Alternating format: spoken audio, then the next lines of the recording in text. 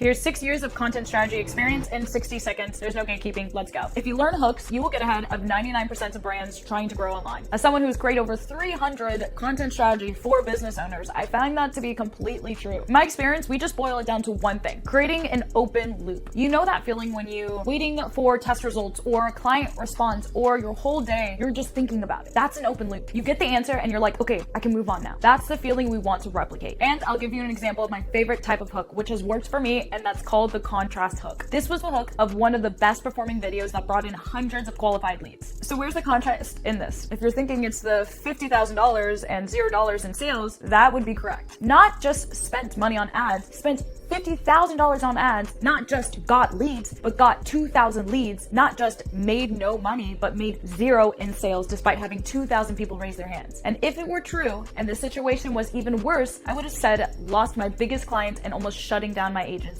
And just think about how big of a difference that is and how that creates that curiosity, that open loop in your mind. So the one thing you can do to learn hooks, what worked for me, is go through your content that's gone viral. You're thinking as you watch the hook, what is the creator doing here to create that open loop? And if you want a free guide on the exact hooks that I use for my clients' ads and content, just comment hooks below and I'll send it to you.